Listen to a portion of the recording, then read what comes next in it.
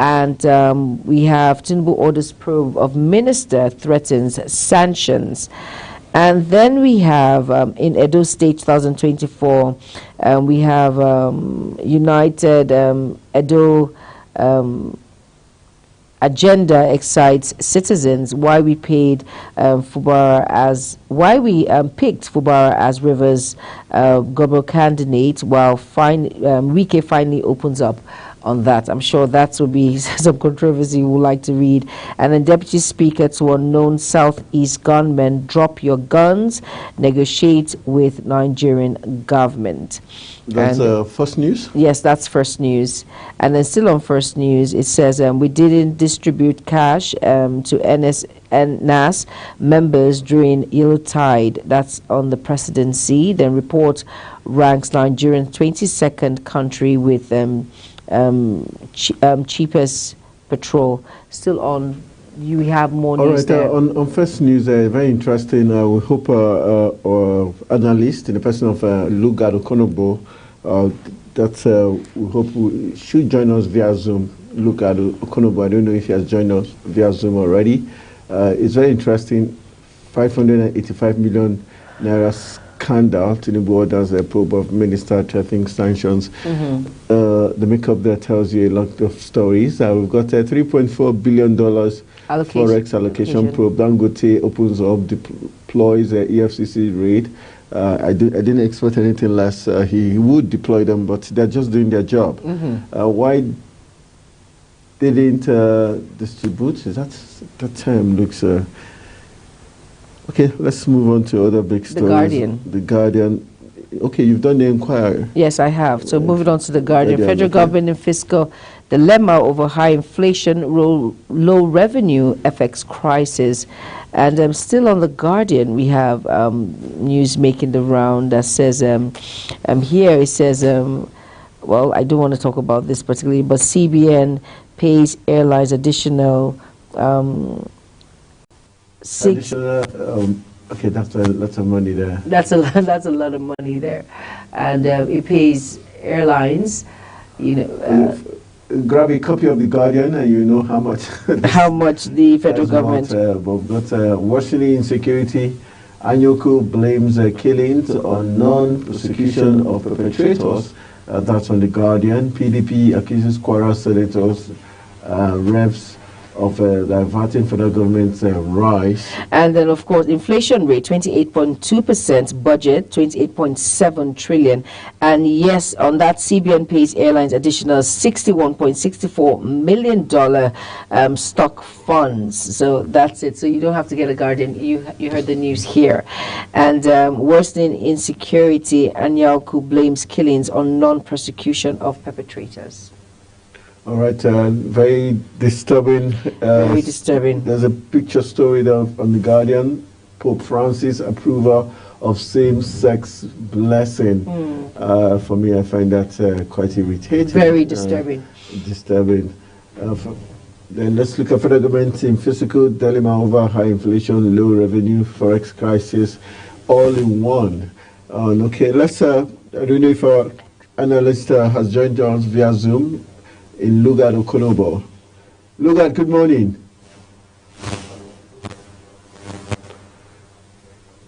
Hello, Lugard, good morning. Okay. All right, I don't think he has joined. All right, let's move over to Business Day, and it says we've said the 3 million bank accounts face sanctions as BVN NIN deadline nears on the business. Let me put you on the spot. Have you done your NIN? Yes, I have. How about your BVN? Yes, I'm a good citizen of those. Yes, you are. Nigeria's debt to hit 95 trillion naira, up 8-fold in 10 years. It means future generation, they've got a mountain to climb. Now here it says what to expect as passport automation takes off today. The passport automation. So let's be hopeful. Our minds are open to the automation where you do not need a contact when it comes to your biometrics, which is a good step in the right direction. I'm happy about that. So let's wait and see what we're to expect. No accusations of wrongdoing made against us, says Dangote. We've seen that, and we're moving on now to our next paper. That's the we've got the Nation's newspaper up next for review. The Nation's newspaper has some very interesting national headlines. 21 governorship appeals for hearing at Supreme Court this week. 21 governors. Appeals. So it tells you that most times our elections are very not as free, fair, and credible as it's supposed to be. Because if they were, we will not be having 21 governorship appeals for hearing at the Supreme Court this week. So it means a lot of work for the justices. Thank God there are 21 justices now at the Supreme Court. Yes. And another contradictory story here. It says EFCC didn't take any documents away from our office, says Dangote. That's what the Nation is saying right now. And, well, all our foreign airlines, like I've mentioned before, and it says, I've mentioned the 61.64 million Forex backlog, and those are the top stories on the Nation. I think there's a positive story there at Nation's. Foreign investors double stakes in Nigeria's market, which is good. It means they are believing in the Nigerian market, and that's why they're doubling their stakes. So we hope more of this would come up in coming months. States, federal government on collusion costs over that shareholding in oil firms. Wow, that's interesting. States and federal government on collusion costs over shareholding in oil firms. Yeah. Okay. Anything that has to do with money, yeah, sure, it's going to cost lots of hitches. But let's see how that's going to pan out. 21 governorship appeals for hearing at the Supreme Court this week. I'm going to see how that will play out. I really need to see. I want to hear how that story goes. And on the Silent Times, we have Tinubu order probes for Edu's ministry, vows to take action. That's like I said, we've actually said that, and that's a very good step. And moving on, it says. Here it says BBC Africa Eye uncovers alleged atrocities committed by TB Joshua. Atrocities committed by TB Joshua. That's a very deep one. Yeah, the atrocities. I wonder what they are. Because he's a man of God, and as a man of God, we expect less atrocities, even though we have to be sure investigations have to come into play. The only time I know he had issues was when there was a building collapse in his church where some foreigners, South Africans and some other foreigners died. Yes, oh wow, yes, I remember, yes. And the it government did. had to probe into it. So yes. Let's see what the BBC has in store, because for the BBC to come out to say atrocities, I'm sure they're very positive about what their findings are. Yes, and then over now to palliatives. Ondo LP Gober aspirants asked Tinubu to focus empowerment programs, Okay. So I wonder what... maybe as a way of reaching out to... the masses, very important, very, very important. All right, we'll go for... We still have more to look at? We have the Daily Times, we'll PDP. look at the Daily Times now, PDP demands better do sack persecution. PDP now. I think PDP is going ahead of itself, but they should allow the investigations to take place. Yes, first of all. If she's not guilty, okay. So why sack her? Let's see what happens first. Okay, and let's talk a bit about weather. It says NIMNET predicts 3 days sunshine, haziness from Monday. And then why killings may persist in Plateau, others by Dogar. I pray killings do not persist. Well, if they have the reasons why, then probably they should be talking to the security agencies as a way of to nip it in the bud. So we hope that will be what comes out. But it's interesting to see the number of national dailies or the print papers that are coming up. It shows more robust stuff in the media. All right, I will go for a quick break. Hopefully when we return from the break, we'll be having our guest analyst who will be joining us via Zoom to help us look at some of these big stories we've mentioned this morning already, so you get a very deep analysis of what the stories are all about. Stay with us.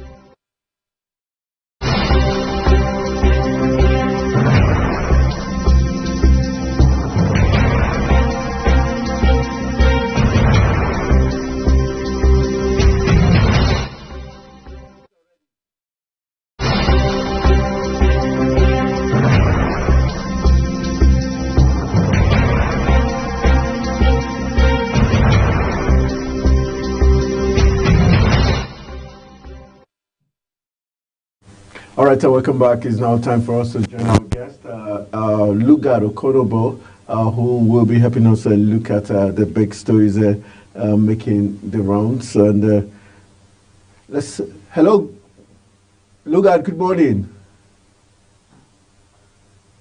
Yeah, good morning. Nice How to are have you you this join morning? us on the newspaper review segment. Can you unmute Thank you for having me this your morning. mic? Okay. Can you hear me? Yes, I can hear you very loud and clear. All right. Let's look at some of the stories. My colleague here, Jumai Manson, has some of the top stories. Let's kick up. Good morning, Lugard. How are you doing today? Good morning. Good morning. Thank you for having me this morning. Good It's a morning. pleasure. Let's start with the Enquirer. It says how insecurity banditry fuels overcrowding in FCT schools. That's one of the stories in the Enquirer, and you can hear me? Very well, I can hear you very clearly. Okay. How insecurity banditry fuels overcrowding in FCT schools. That's the first on the Enquirer this morning. And then we're still looking at another story that says federal government approved 12 billion naira to clear outstanding payment for Super Eagles and others. I think, Lugard, you go with a better Edo story. Lugard. I'm with you. Go ahead. All right, let's. Yes, I'm with you. Go ahead. You have an affiliation with the Ministry of Women Affairs, and you work there. Now, there's a Better Edu is facing probe. Would you say women in Nigeria are beginning to fall short of expectations? Hello? You want my view concerning that? Yes, hello. You want my view concerning that publication? Okay, we can hear you. Continue. Yes, I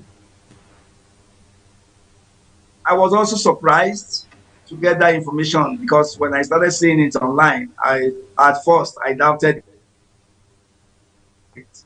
So I went online to read about the detail of the story, and I could see that what transpired was monies meant to pay for certain persons within the palliative or thereabouts was for 3 states because I learned that person is an account officer, and the whole money was paid to her account with a view to further disburse to other persons. Now, what the civil service rule stated clearly, for such amounts to be paid to a personal account makes it questionable. I think that's the basis for which the Bettergate is now all over in the media. Secondly, I also felt that there are certain persons beside just that person, because one thing I've known when it comes to government issues, when there are issues like this about to arise, what most top government officials need to look at is someone who will do their bit. So in that case, I feel strongly that it was on that basis, the whole of that huge amount of funds, we are talking of 500 million, moved into just a personal account. And you see reactions coming, because if you move such amount into a personal account, so many questions begin to arise. What if the person switch off his phone, her phone, and jet out of the country? We are aware of the Japa syndrome at the moment. And what if the person suddenly just not even think of traveling, but just decide to get off the network, and you cannot track or you cannot trace that person? What now happens? Because we are talking of public funds. And so the issue of how secure the money that was paid to a personal account now arises. Yes, it's a civil servant, but a civil servant, if you are looking at that amount of money put together, I can tell you it's more than that lady's almost 40 years of working. If you combine the total benefit, salary, and everything of that staff. So that again forms the basis for the questions and the reactions that we are seeing today. So we need to be more very, very proactive and careful when we have such issues. But as I said, for my experience, government officials would prefer to send it to one person account that they know that this is the person that can be traced and tracked to fulfill, then every other thing cannot be handled. For such money that is supposed to be disbursed for free state, I think you have state officers in that area. You have different officers that are working with different groups, that money can actually be split for onward disbursements to the beneficiaries. That's just my view. But let me allow government to do all its investigation, because though it's already in the public domain, but Mr. President has ordered thorough investigation into that Bettergate issue. Thank you. Comes to the betterment of individuals in the society, the vulnerable and the downgraded, the money is supposed to be used for important issues. Now, the People's Democratic Party, PDP, coming out and saying Betta Edu should be sacked. Do you think they're going way ahead of themselves? Is it right in that manner? Well, I'm not surprised. You know, for those of us who have been in politics, we look for the best, the easiest routes to begin to attack the government. And I think that's one of the reasons why Mr. President ordered for a thorough investigation, because, you know, the PDP as at the moment is trying the opposition party. And so any issues of corruptions, of lapses, or openings that can be used to accuse the government of the day, the opposition party will always key to that. Don't forget, in the PDP era, we had the former CBN governor crying out that almost $32 billion is out of the coffers of the federal government. And what do you expect? Then the opposition party capped on that and went on demonstrations on the street. So it's expected for PDP to say that Betta Edu should be sacked. But I'm of the opinion also that thorough investigation be instituted. Sack is not just the issue, but there are other measures that can be used to curtail this. And I've always said that at every point in time, policies should be put in place to curtail such reoccurrence. And like the SA Media or the Director of Press, if I'm right, in the Federal Ministry of Humanitarian and Poverty Alleviation said something. He said that the ministry acted within the mandate and in accordance of the law. And he went forward to begin to explain why that decision was made for that funds to be transferred. Well, we begin to get reactions here and there, but the most important thing is this. For the PDP saying that it should be sacked, it's not out of place, because you will always expect that from the opposition. And if I may ask you, you won't expect the PDP to say that Betta Edu should be promoted or should be celebrated for that act. So it's expected of an opposition party to take any loophole, any occurrence, and see how they can use it to begin to castigate and accuse the government of the day of not doing the right thing. Thank you. Mr. Lugard, when Anthony said whether women are going ahead of themselves when it comes to falling short. Falling short, when he mentioned that, he was just being sarcastic when he talking about the gender in which we're finding ourselves in the headline, like Mrs. Farouk, Sadia Umar Farouk, who is, hello, Mr. Are you there? I'm here with you. I'm here. Okay, so I think he was just going ahead of himself, trying to be sarcastic. No, I was being real. All right, look at let's. Well, I need to respond to that because Anthony, I just dived into my 21 governorship appeals. Yes, he knows I'm a need for she. Supreme Court this week. 21 appeals for hearing at Supreme Court this week. What's the expectation?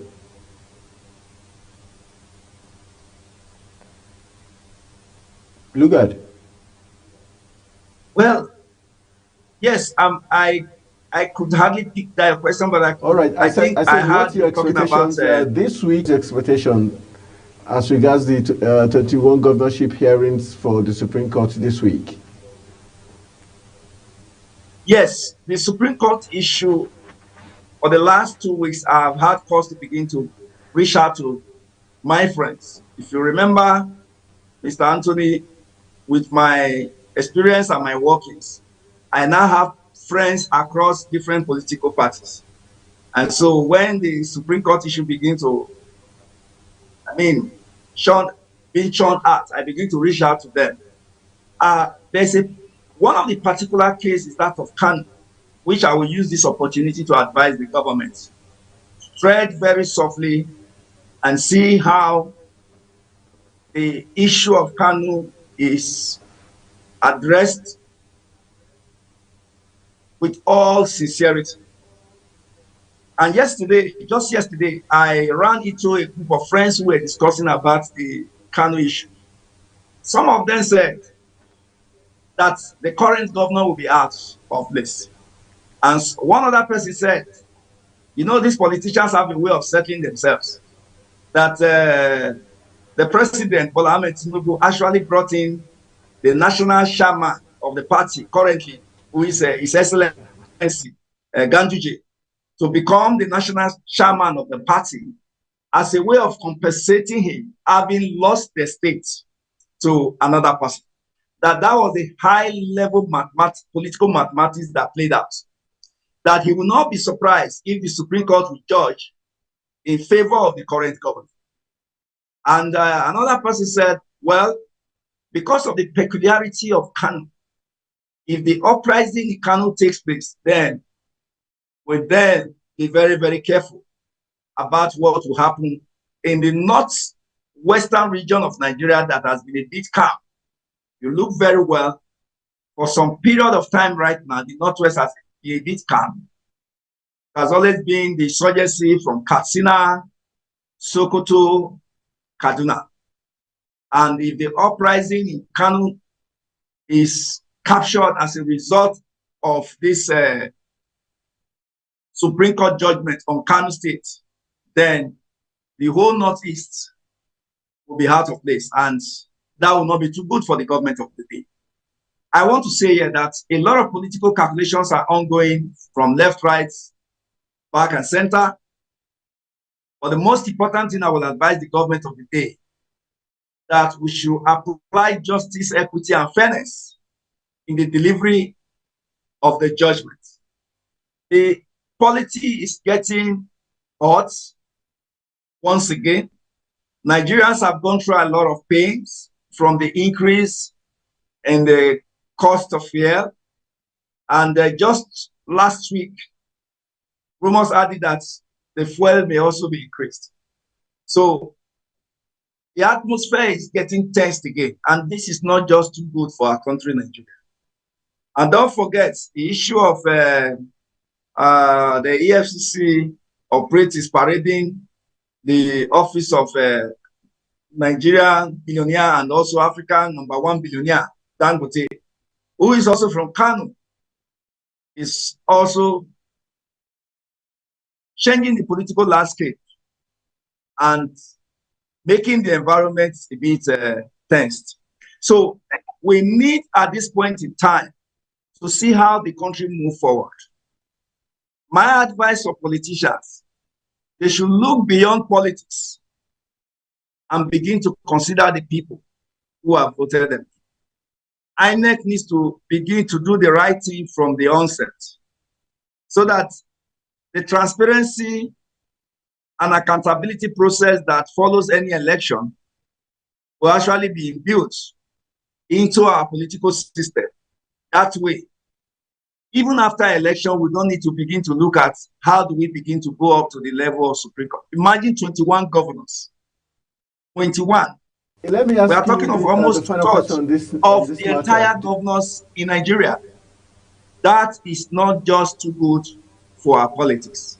Do you think there will be pressure? Just yesterday, I began to think. I said it's almost 6 months into this administration, and we are still. I can tell you right now, some states hardly is anything happening because the governors are afraid. So whatever money they have invested, they are thinking of how would they get it back. So, well, let me not begin to drag this matter too long.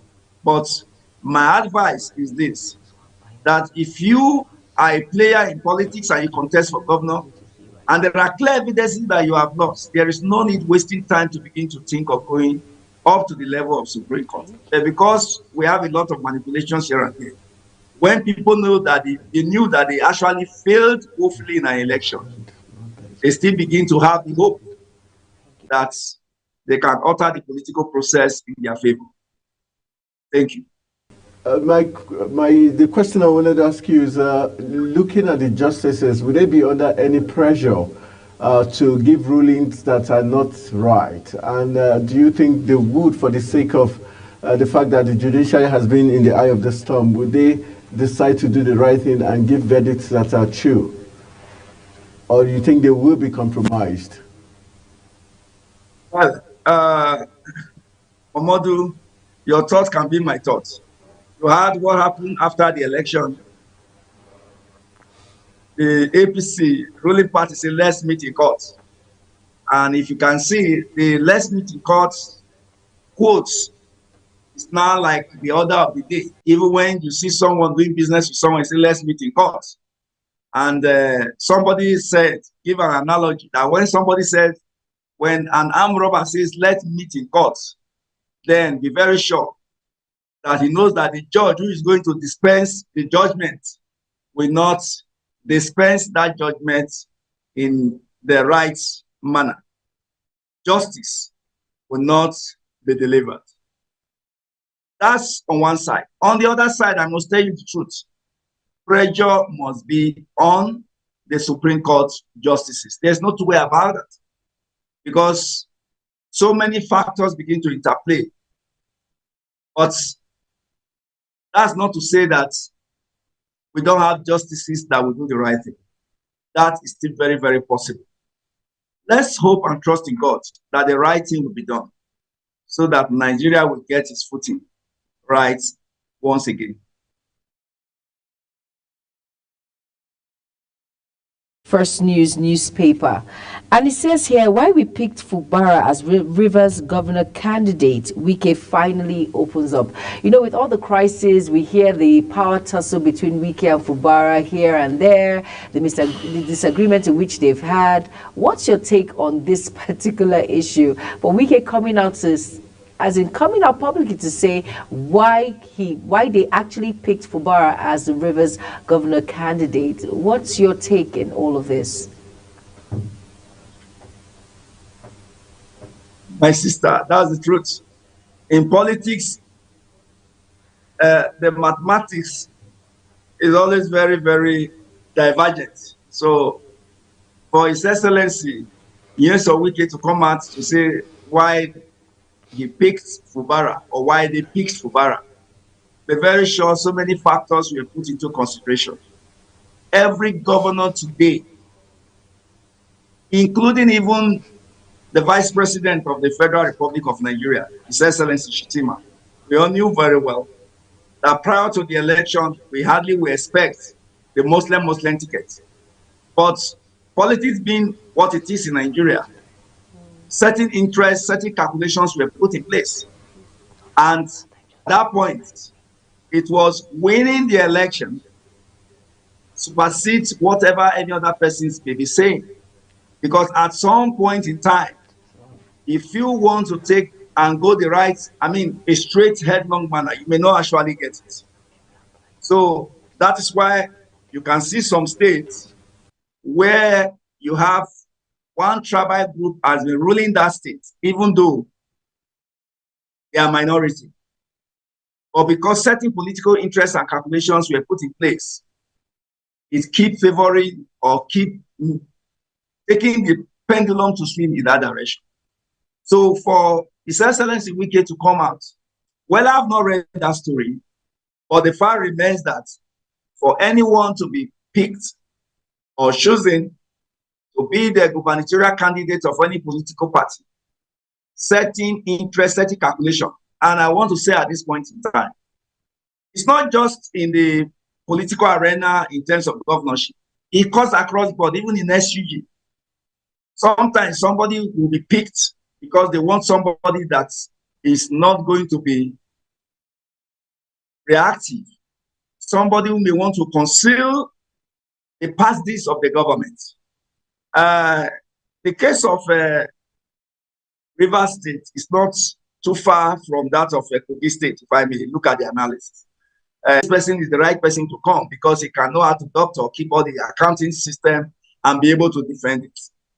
Just like we have the case of Kogi State now, where we have His Excellency to be coming in to say, oh, former, some governorship, some incumbents may decide to look for someone who is docile.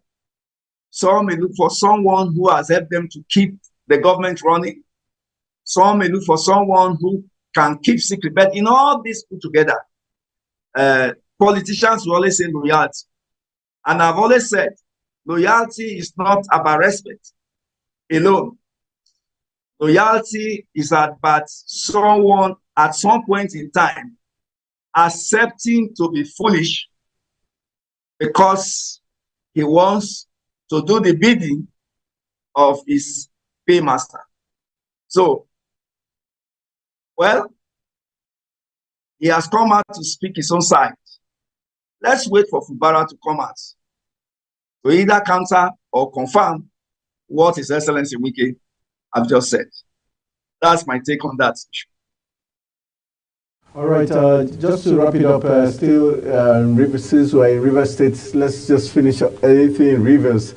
All right, some sad story came out this morning that 5 persons were confirmed dead when a boat capsized. Let's look at our water transport ways. Would you say you're impressed with how much has been done? Remember the last person who was in charge of the Nigerian inland waterways. We expected much to have come out of there because of the investment that was done recently in that transport sector. Well, the National Inland Waterways, or the Nigerian Inland Waterways, as we speak today, a lot of so many boats capsized here and there. It's not the first time. We've had the one that took place in Niger State. Almost 25% died. We had the one in Kebbi, Jigawa. We've had in other states. These were the ones that were public, maybe because of the number of persons. Sincerely speaking, from my own research on NIWA, a lot needs to be done. A lot needs to be done as regard our inland waterway system in Nigeria. A lot needs to be done. A lot needs to be done. We always hear that investigation will be carried out, committee are set up, reports will be submitted. After the reports, what happens? What reactions has the government put in place to curtail or reduce reoccurrence of such incidents? But that's not to say that the fault is on the side of the government. It's on the side of both the Nigerian public and the government. Because we must abide to the rule of the game. I'm aware of one investigation that was carried out that the boat actually was oversubscribed. The number of passengers on that boat outweighs the minimum carrying capacity of that boat. And so in that case, what do you do? Well, I'm not in the full knowledge to understand certifications and approvals at the point of loading. But I would suggest here, if there is no such mechanism, at the point of loading, we should be able to have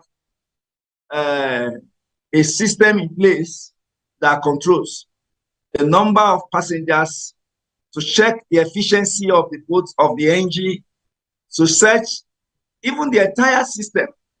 Because if you look at the water transport system, it's not too far different from the air transport system. They will always say that in the sky, there is no traffic, there's no road safety officer there, there's no police that will slow you down, there is no checking points. Also in the waterways, there is no road safety or what we call water safety officer that will tell you slow down, stop here, or check here and there. And that means that from the point of departure, we should be able to have, if not 100%, up to 99.9% checks.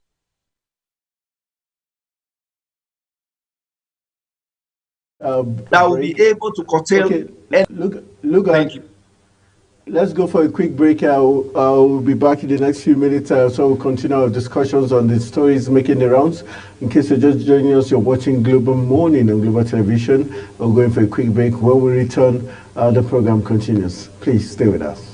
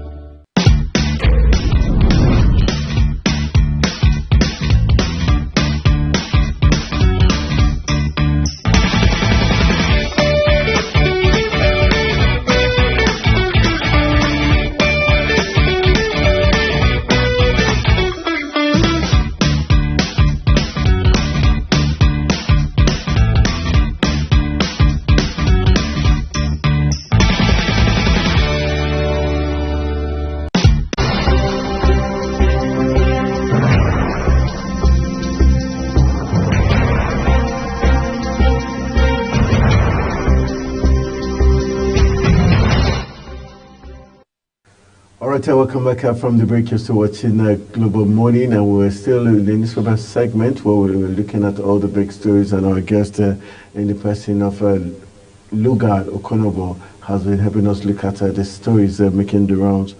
Lugard, are you there? Yes, I'm here with you. All right, so let's continue looking at the papers with the big stories making the rounds in terms of some very interesting issues. Let's look at this story concerning $3.4 billion forex allocation probe.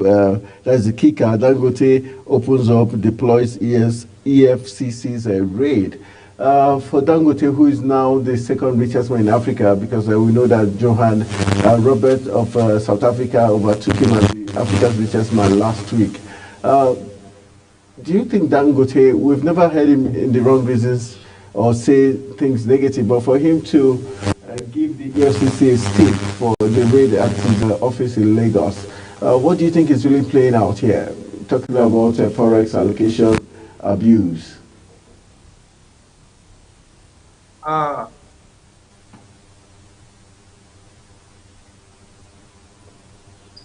Can you hear me? Okay. Yes, Mr. Momodu. I'm not surprised, and I want to believe that you two shouldn't be surprised with what I just laid out. Okay. A lot of persons once said that the prosecution of the former CBN governor, Godwin Emefiele, will open up a lot of issues within the Nigerian political space. So what has played out is an outcome. It's just one of the many outcomes that will play out from the Emefiele's gate. So what has happened to Dangote at the moment is just one of the big fish in the hole. We are talking about forex here. Investigations are ongoing. So let me not preempt what may not be right, or what may be right, or coming at the wrong time. But the most important thing is this.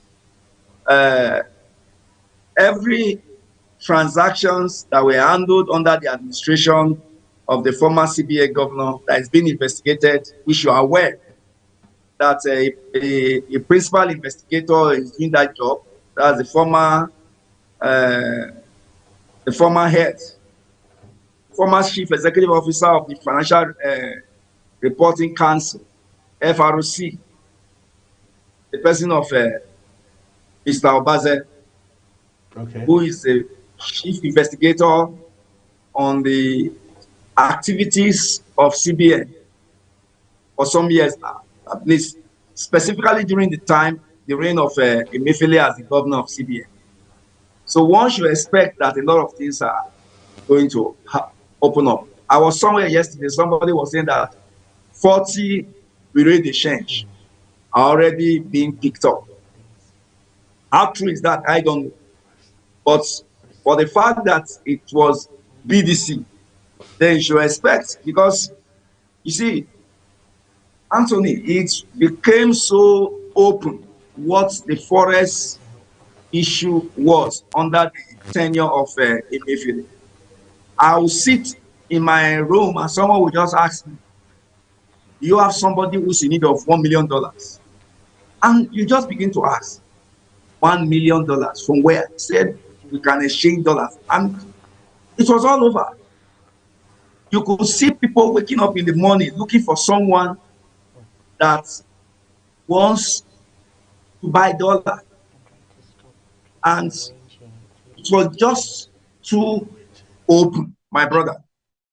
So if the government of the day has not taken any decision to begin to probe, let's set aside that Emefiele contested or whether he or not, because when he actually went to court to begin to sue for why he's qualified to run for the office of the president, that was when people now actually believe that he actually has intent to run, meaning he actually contested against the current president, even though he didn't go for the primaries. But you must understand that so many things have interplayed here during the tenure of Emefiele. From the Naira redesign, the cashless policy, the forest trading, the Dangote refinery height surfaced, the pyramid, the rice pyramid issue that came through NISA, and don't forget the NISA CEO and some other directors have been investigated. So, in and out, a lot of individuals have been involved in this Emefiele gate. So, as the days unfold, I can assure you that maybe in the next 3-4 days, we'll not be talking more about Dangote, but we'll be talking about the new persons and new individuals and big charts that are being picked up on the evidences and the statements, based on the evidences and statements that Emefiele must have put down while he was still in custody. Thank you. Very much for that analysis. I think we're going to take one more story before we call it a wrap on the newspaper.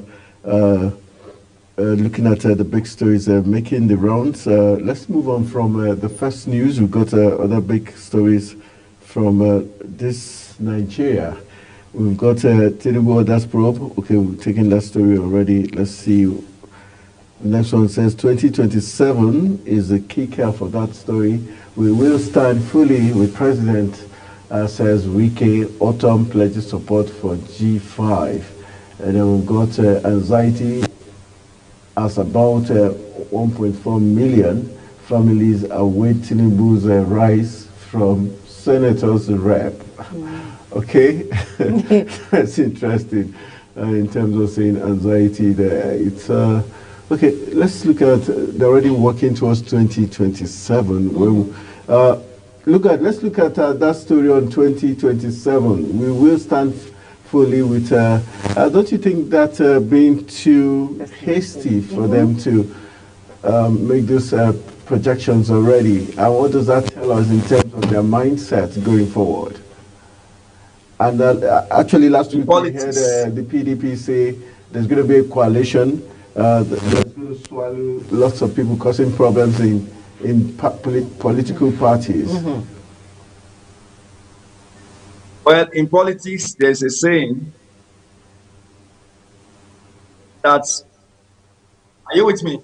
Yes, we can hear you. In politics, there's a saying, the end of one election is the beginning of a new election. And you know, those who have been in politics have different calculations and different mathematics ascribed to it. I told my friend that if you look at it, if you take a thorough look of the politics in Nigeria, those in power, they actually just give 2 years out of the 4 years that the Nigerian public gave them to serve them. So 2 years is for the public, 2 years is for themselves. Okay. And it sounds funny, but that's the truth. Yes, of course. So don't be surprised that it's starting now, because a lot of calculations are ongoing. So for it to have come out of Wike, I'm not surprised. That's politics for you. One election is over, they need to start strategizing for the next election. Permutations will be ongoing. Well, I'm not surprised for someone to come out and say,